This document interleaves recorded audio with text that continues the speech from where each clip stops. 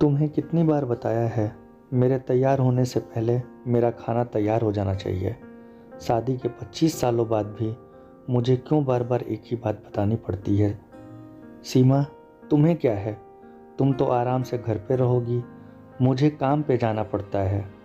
तुम हो कि हमेशा बेवकूफ़ों जैसी हरकत करती हो। अगर तुम यह जानबूझकर करती हो तो याद रखना, मुझसे बुरा कोई नहीं होगा। आज भी हेमंत का पारा चढ़ा हुआ था। इन कटु शब्दों में अपना गुस्सा उतारते हुए, गीला तौलिया कुर्सी पर फेंकते हुए हेमंत गुस्से से सीमा की तरफ देखने लगा। सीमा के लिए हेमंत का यह बेवजह का गुस्सा कोई नई बात नहीं थी। वह महीने में 3-4 बार ऐसे ही सीमा पर बरस पड़ता था। पहले पहले सीमा उसका विरोध किया करती थी, लेकिन जब कई सालों तक हेमंत में कोई बदलाव नहीं दिखा तो सीमा ने खुद को ही बदल दिया। अब हेमंत के कुछ भी कहने से सीमा को कोई फर्क नहीं पड़ता था। हेमंत की हर बात वो चुपचाप सिर झुकाए सुन लेती थी। शादी के पहले 5 साल सीमा ने पूरी कोशिश की थी कि हेमंत को बदला जाए, लेकिन फालतू का गुस्सा करना और बाद में सीमा को भला बुरा कहना, यह मानो जैसे उसकी आदत बन गई थी।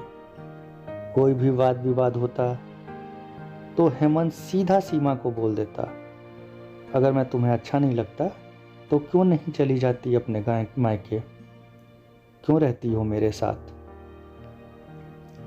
इतना सब कुछ होने के बावजूद सीमा हेमंत के साथ रहती थी, क्योंकि उसे अपनी बेटी की फिक्र थी। और वह जाती भी तो कहाँ।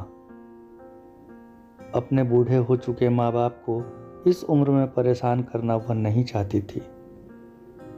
समाज और लोग क्या कहेंगे, यह भी तो उसे देखना था। वह इतनी पढ़ी लिखी भी तो नहीं थी कि खुद जाकर कोई नौकरी कर सके और अपना और अपनी बेटी का पालन पोषण कर सके। सीमा को अब अपनी फिक्र नहीं थी, उसको फिक्र थी तो बस अपनी शादी लायक हो रही बेटी की। सीमा नहीं चाहती थी कि पति पत्नी की झगड़े की वजह से उसकी बेटी हेमा डिस्टर्ब हो। हेमा की पढ़ाई पूरी हो चुकी थी, उसके लिए अब शादी के रिश्ते आने लगे थे। कई रिश्तों को सीमा ठुकरा भी चुकी थी। 2-3 महीने बाद एक अच्छा रिश्ता आया। रिश्तेदारों और पहचान के लोगों ने भी लड़के का बहुत गुणगान किए थे। हेमंत एक शाम अपनी बेटी के पास बैठकर उसे बताने लगा,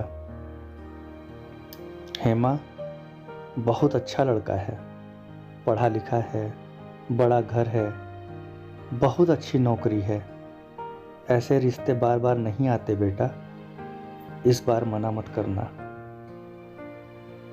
हेमा अपने पिता से ज़्यादा बात नहीं करती थी, शायद डरती थी या शायद नफरत करती थी, लेकिन आज वो अपनी पूरी हिम्मत इकट्ठा कर बोली, मुझे अभी शादी नहीं करनी है पापा, मैं नौकरी करना चाहती हूँ, खुद अपने पैरों पर खड़ी होना चाहती हूँ।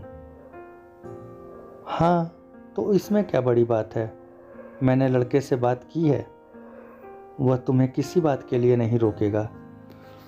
तुम शादी के बाद भी नौकरी कर सकती हो, वह तुम्हें नौकरी के लिए परमिशन दे देगा, हेमंत बोला। मेरा नौकरी करना या ना करना उसकी परमिशन पे क्यों डिपेंड रहेगा पापा, हेमा ने पूछा। मैं कह रहा हूं ना, तुम्हें किसी भी चीज की कमी नहीं होगी वहां। ऐसे रिश्ते बार बार नहीं आते, इसे ठुकरा मत, बहुत खुश रहोगी तुम वहां, हेमंत बोला। पापा, क्या मैं उतनी ही खुश रहूंगी जितनी मम्मी इस घर में खुश हैं, हेमा ने तंज कसते हुए कहा।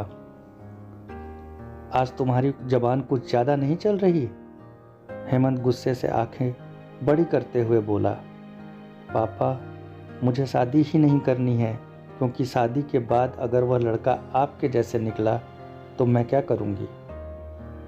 मुझे आपके जैसा जीवन साथी नहीं चाहिए जो बिना बात के मुझ पर हमेशा चिल्लाए मुझे कुछ भी अपनी पसंद का लेना हो तो 10 बार सोचना पड़े, कहीं वह नाराज़ ना हो जाए। मेरी तबीयत कैसी भी हो उसे परवाह ना हो, रोटी थोड़ी सी मोटी बन जाए तो घर सर पर उठा ले, उसकी चेकबुक ना मिले तो भी मेरा ही दोष निकाले और हर छोटी मोटी बात पर मुझे मायके जाने के लिए कहे। हेमा ने अपना दिल खाली करते हुए पापा से सब कह दिया। हेमंत का गुस्सा 7वें आसमान पर था, लेकिन उसके मुंह से एक भी शब्द नहीं फूट रहा था। वो हेमा की बातें सुन रहा था। हेमा उतना ही बोलकर चुप नहीं हुई। आज पहली बार वह अपने पापा के सामने इतना कुछ बोल रही थी। पापा, आपने माँ के साथ हमेशा गलत व्यवहार किया है। आप अपने ऑफिस का गुस्सा बिना सोचे समझे माँ पर उतार देते हैं। कभी इस बात की परवाह भी नहीं करते कि उन्हें कैसा लगता होगा। आपकी बातें सुन सुन माँ ने अपना स्वाभिमान खो दिया। हेमंत आज पहली बार अपने किए बर्तावों को महसूस कर पा रहा था। वो इतना ही बोल पाया, जो तुम्हारा मन है वो करो, मैं तो इतना बुरा हूं ना। हेमा ने हेमंत का हाथ पकड़ा और बोली, पापा, मुझे सिर्फ एक सवाल का जवाब दे दो। क्या आप चाहेंगे कि मेरा पति आपके जैसा हो? अगर आपका जवाब हाँ है तो कर दीजिए मेरा रिश्ता आज ही, और ना है तो मुझे आत्मनिर्भर बनने दीजिए। हेमंत भी ना बोल पाया और वहाँ से चुपचाप बाहर चला गया। आज उसे लता के सामने जाने में शर्म आ रही थी। चलते चलते उसकी आंखों से आंसू बह रहे थे। हेमंत ने आज से अपने आप को बदलने का निश्चय किया। अगले दिन से सीमा ने अपने पति में काफ़ी बदलाव देखा। अब हेमा पढ़ लिख कर अच्छी नौकरी करने लगी थी। 2 साल बाद उसके लिए एक अच्छा रिश्ता आया। उसकी विदाई पर हेमंत बोला, बेटा, तू हमेशा खुश रहेगी, क्योंकि तेरा पति तेरे बाप जैसा नहीं है। हेमंत की यह बात सुनकर सीमा और हेमा की आंखों से आंसू बहने लगे। दोस्तों, हमारे समाज में औरतों को भले ही देवी का दर्जा दिया जाता है, लेकिन वह स्वतंत्रता नहीं दी जाती जो उन्हें देनी चाहिए। उन्हें बचपन से ही बताया जाता है कि वह पराया धन है। माँ बाप का घर तुम्हारा नहीं है, पति का घर ही तुम्हारा घर है। जीवन भर यह बातें बता बता कर उन्हें ससुराल भेज दिया जाता है, और एक दिन किसी छोटे मोटे झगड़े में ससुराल वालों से उन्हें सुनना पड़ता है कि इस घर को छोड़ दो और मायके चली जाओ। अब आप ही बताओ दोस्तों, स्त्रियों का सच्चा घर कौन सा है? दोस्तों, उम्मीद है कहानी आपको अच्छी लगी होगी। आप इस बात को कमेंट में ज़रूर बताएं और वीडियो को लाइक और सब्सक्राइब करें। धन्यवाद।